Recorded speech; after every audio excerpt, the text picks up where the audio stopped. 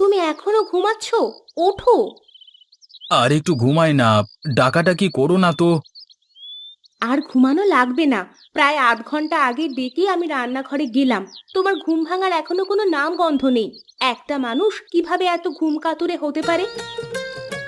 দাঁড়াও দাঁড়াও, উঠছি।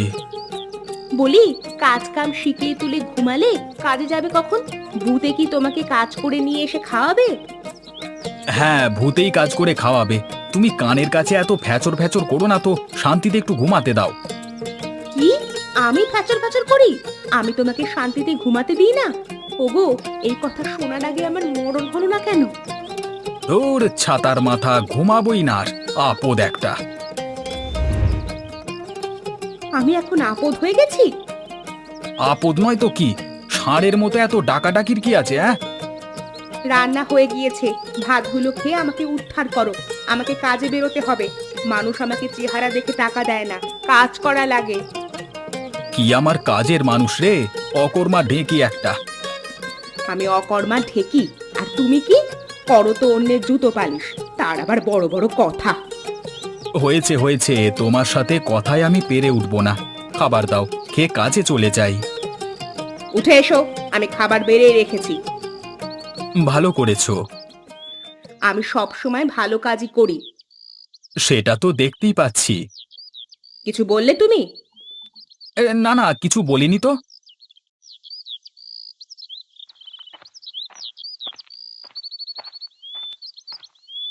ঘরের তালা আটকে রেখেছো ভালো করে? হ্যাঁ হ্যাঁ, রেখেছি। তুমি কোন দিকে যাবে আজকে? বাড়ি বাড়ি ঘুরলে বেশি জুতো সেলাইয়ের কাজ পাই না, তাই ভাবছি এখন থেকে বাজারের কাছে বসে কাজ করব। সেটাই ভালো হবে। তা তুমি কখন বাড়িতে ফিরবে? জমিদারের বাড়িতে কাজ কখন শেষ হয় তার কি আর ঠিক আছে? দেখি, যদি তাড়াতাড়ি ফিরতে পারি। তোমাকে এত করে বললাম তুমি অন্যের বাড়িতে কাজ করো না, তুমি আমার কোনো কথাই শুনলে না। আমি তো বুঝি যে তোমার একার পক্ষে জুতো সেলাই করে সংসার চালাতে অনেক কষ্ট হয়ে যায়, তাই তো আমি জমিদারের বাড়িতে বুয়ার কাজ নিলাম। তোমার মতো স্ত্রী পেয়ে সত্যি আমি ধন্য। হয়েছে হয়েছে, অত ঢং করতে হবে না, এখন কাজে যাও।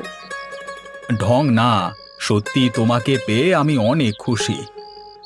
আমিও খুব খুশি। বেলা হয়ে গিয়েছে, তুমি এখন দ্রুত জমিদার বাড়িতে চলে যাও, দেরি হয়ে গেলে আবার বকাবকি করবে। তুমিও যাও, তাড়াতাড়ি বাড়ি ফিরে এসো। আচ্ছা, চেষ্টা করব।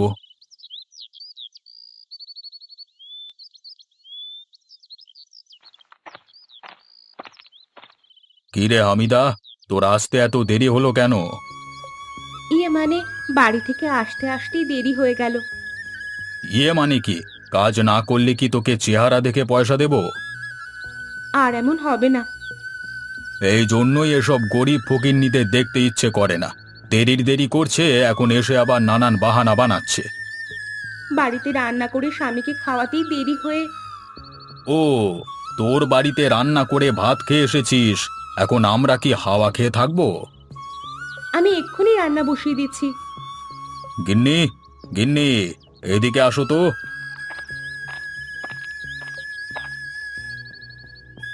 কি হয়েছে? ডাকছো কেন? তোমাকে আগেই বলেছিলাম এমন ছোট লোকের বাচ্চাকে কাজ দিও না, তখন তো শোনোনি। এখন দেখো, সে এখনো রান্না শুরু করেনি। জমিদার বাবু, আমি এক্ষুনি বসিয়ে দিচ্ছি, অল্প সময়ের মধ্যে রান্না হয়ে যাবে। এইবারের মতো ক্ষমা করে দেন। আচ্ছা যা, এইবারের মতো ক্ষমা করে দিলাম, কিন্তু এর পরের বার থেকে আগে আমাদের বাড়িতে রান্না করবি, কাজ করবি, তারপর তোর নিজের বাড়ির কাজ করবি। আচ্ছা, তাই করব। মনে থাকে যেন। মনে থাকবে জমিদার বাবু।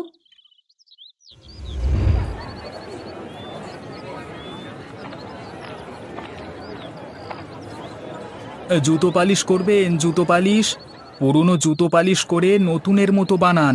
ছেঁড়া জুতো থাকলে নিয়ে আসেন, জুতো পালিশ করেন জুতো।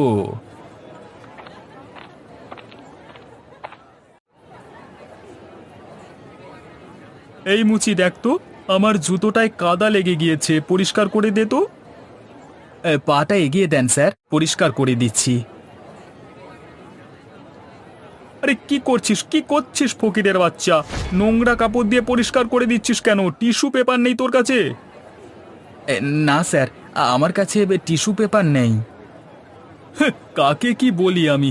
তুই তো কখনো টিস্যু পেপার চোখেই দেখিসনি। এনে ধর, এই টিস্যু দিয়ে জুতোটা পরিষ্কার করে দে। দিচ্ছি স্যার। দেখুন হয়ে গিয়েছে। তেমন ভালো করে পরিষ্কার করতে পারিসনি। এই নে 5 টাকা রাখ। মাত্র 5 টাকা দিলেন? এটাই তোকে বেশি দিয়ে ফেলেছি। তোকে তো টাকা দেওয়াই উচিত না। বেশি কথা বললে এটাও দেব না, ঠিক আছে?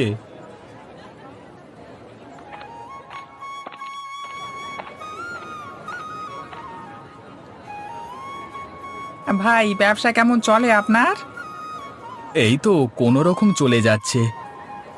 কাস্টমার কি আসে জুতো সেলাই করতে? অল্প মানুষই আসে। এখন তো মানুষ আর সেলাই করা জুতো পরতে চায় না, ছিঁড়ে গেলেই নতুন জুতো কিনে নেয়। তা আপনি কি নিয়ে এসেছেন ভাই? আর বলেন না ভাই, আমার ছোট মেয়েটা খেলতে গিয়ে জুতোটা ছিঁড়ে ফেলেছে।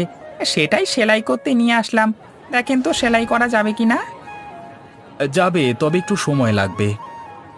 অসুবিধা নেই, আপনার যত সময় লাগে আপনি নেন। আপনি একটু বসুন, আমি এখনই সেলাই করে দিচ্ছি। হয়ে গেছে আপনার জুতো সেলাই করা। দেখি। বাহ, সুন্দর হয়েছে তো। তা কত টাকা দিতে হবে আপনাকে? 10 টাকা দেন, ফিতাসহ লাগিয়ে দিয়েছি। আচ্ছা, এই নেন। আজকে আসি তাহলে, কেমন? আবার আসবেন। হামিদা, আমার জন্য 1 গ্লাস ঠান্ডা পানি নিয়ে আয় তো। নিয়ে আসছি জমিদার বাবু।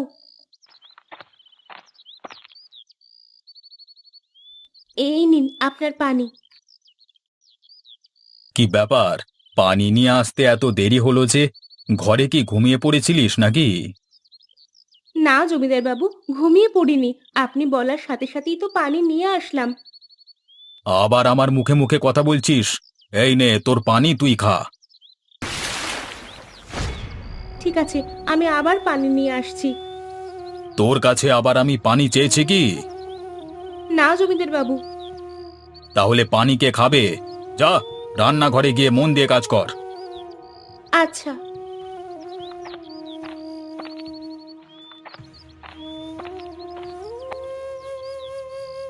কি রে হামিদা, পাতিলগুলো এখনো পরিষ্কার করিসনি কেন? তুই কি আমাদের নোংরা পাতিলে রান্না করে খাওয়াবি?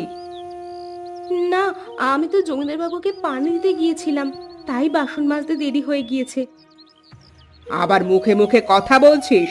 তোরে কিছু বলি না দেখে? আমি জলদি করে সব কাজ শেষ করছি। তাই কর, না হলে তোর কপালে আরো দুঃখ আছে।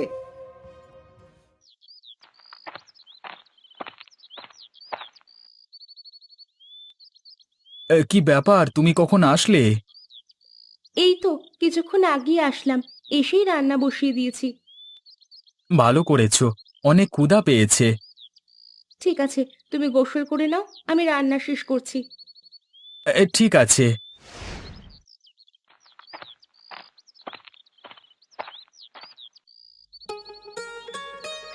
কই, তোমার এখনো রান্না শেষ হয়নি? এই তো হয়ে গেছেই প্রায়। তা তোমার আজকে কত টাকা ইনকাম হলো? জুতো পালিশ করতে পারলে? আর বলো না, এখন আর মানুষ আগের মতো জুতো সেলাই করে পরে না। একটু ছিঁড়ে গেলেই আবার নতুন জুতো কিনে নেয়। এভাবে চললে তো আর সংসার চলবে না। সেটাই তো চিন্তার বিষয়। এখনকার বড় লোকেরা এমন ব্যবহার করে যেন আমরা মানুষই না। কেন, কি হয়েছে? কিছু না, এমনি। আমার রান্না হয়ে গিয়েছে, চলো ঘরে চলো। চলো, বড্ড খিদে পেয়েছে।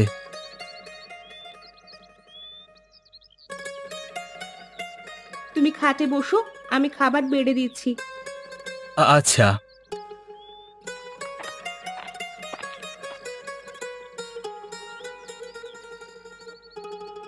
উম, কি ব্যাপার, তুমি নিচ্ছ না যে? আমি পরে খেয়ে নিব, তুমি খাও। তোমার আজকে কি হয়েছে? এমন করে কথা বলছো কেন? কই, কিছু হয়নি তো। কেমন করে কথা বলছি আমি? দেখি, আমার দিকে তাকাও তো। এ কি, তোমার চোখে পানি কেন? কি হয়েছে তোমার? কিছু হয়নি। তোমার গালে লাল লাল কিসের দাগ এটা? পড়ে গিয়ে ব্যথা পেয়েছি। এটা তো পড়ে যাওয়ার দাগ মনে হচ্ছে না, এটা তো হাতের নখের দাগ মনে হচ্ছে। বউ, তোমাকে কি জমিদারের বাড়ির কেউ থাপ্পড় মেরেছে? হ্যাঁ গো, কেন যে আমরা গরিব হয়ে জন্ম নিয়েছিলাম, পদে পদে শুধু অত্যাচার আর শোষণ সহ্য করতে হয়। তোমাকে আর কাজে যেতে হবে না, দরকার পড়লে না খেয়ে থাকবো, তবু সেখানে তুমি আর কাজ করবে না। তোমার তো তাহলে আরো কষ্ট হয়ে যাবে। কষ্ট হলে হোক, তবু যাবে না। তোমার গায়ে কেউ হাত তুলবে সেটা আমি সইতে পারবো না। আচ্ছা, যাব না, এখন তুমি খেয়ে নাও। তুমিও আসো, একসাথে খেয়ে নি। হাঁ করো। দাও। হ্যাঁ। আ একটা কথা কি জানো? কি? তুমি গরিব হলেও মানুষটা হাজার গুণ ভালো।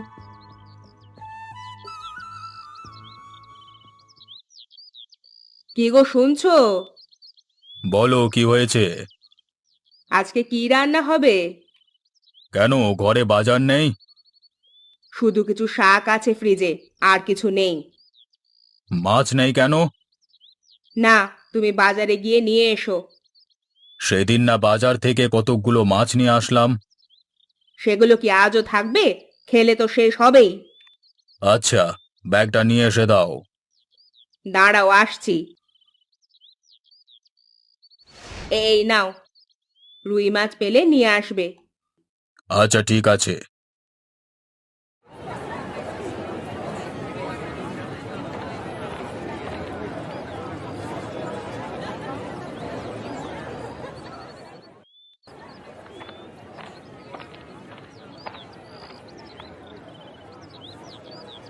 কিরে, রুই মাছ কত করে বিক্রি করছিস? 300 টাকা কেজি জমিদার বাবু। কত কেজি দেবো আপনাকে? তোর কাছে কটা রুই মাছ আছে? 1, 2, 3, হ্যাঁ, মোট 5টা রুই মাছ আছে। এক কাজ কর, সবগুলো ব্যাগের ভেতর ভরে দে। সবগুলো কেন নেবেন? তোর কোনো সমস্যা? না না, আমার আবার কিসের সমস্যা হবে? হ্যাঁ, আমারই তো ভালো হবে আরো। বেশি কথা না বলে মাছগুলো ব্যাগে ভরে দে। জমিদার বাবু, টাকা না দিয়ে চলে যাচ্ছেন যে? কিসের টাকা? আপনি মাছ নিলেন, মাছের দাম দেবেন না? ও, মাছের টাকা? আজকে কাছে টাকা নেই বুঝলি, আর একদিন দেব। কি বলেন জমিদার বাবু? এতগুলো মাছ বাকিতে দেব, তাহলে আমার সংসার চলবে কিভাবে? তুই দেখি মুখে মুখে কথা বলছিস, কানের নিচে বসিয়ে দেব কিন্তু। আপনি আমার টাকাটা দিয়ে যান, না হলে মাছ রেখে যান। কি বললি? আমার কাছ থেকে তুই মাছ কেড়ে নিবি?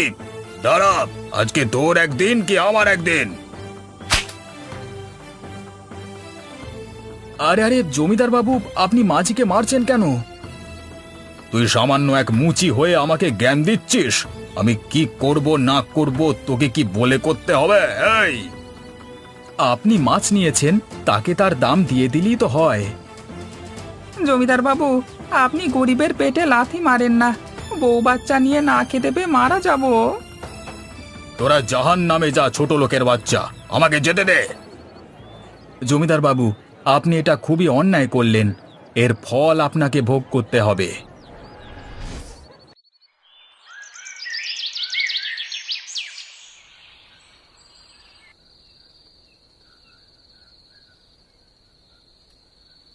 ও বউ, তুমি কই? আমি ঘরে আছি, তুমি চলে এসেছো? বাইরে এসো। দাঁড়াও, আসছি। বাজারের ব্যাগটা ধরো। আজকে এত আগেই যে বাড়ি ফিরে আসলে, কিছু হয়েছে নাকি?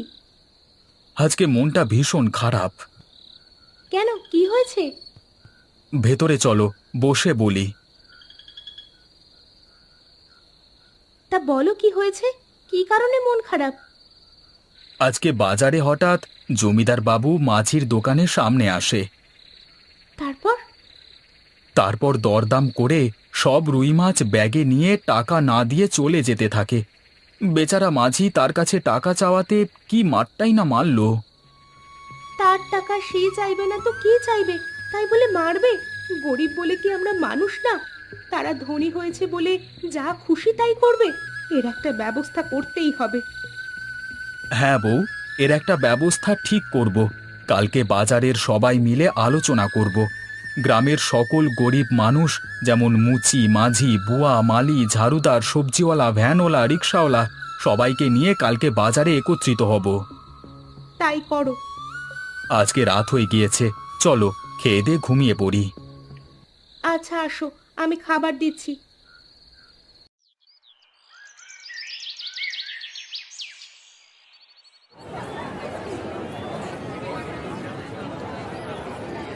আমরা গরিব বলে পদে পদে গ্রামের মানুষ নামের কিছু পশু দ্বারা অত্যাচারিত হচ্ছি।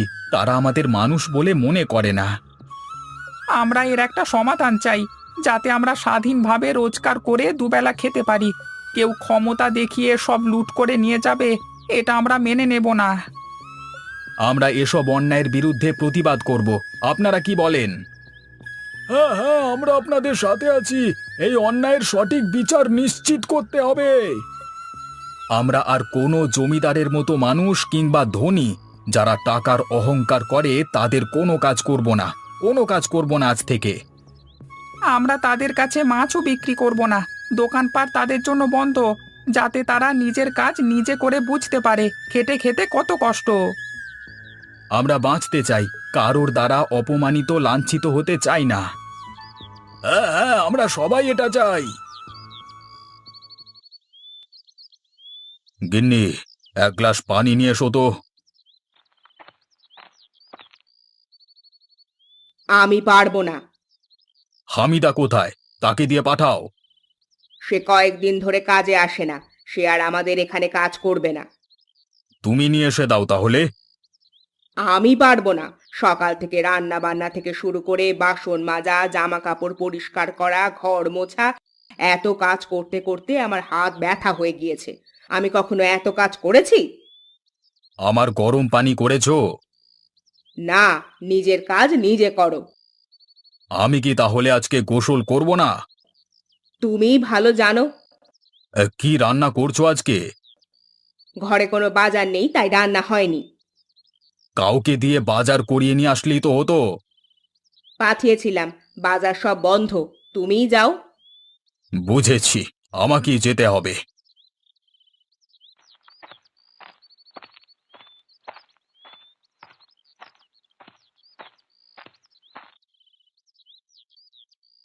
কি ব্যাপার, তোমরা বাজার খুলবে না?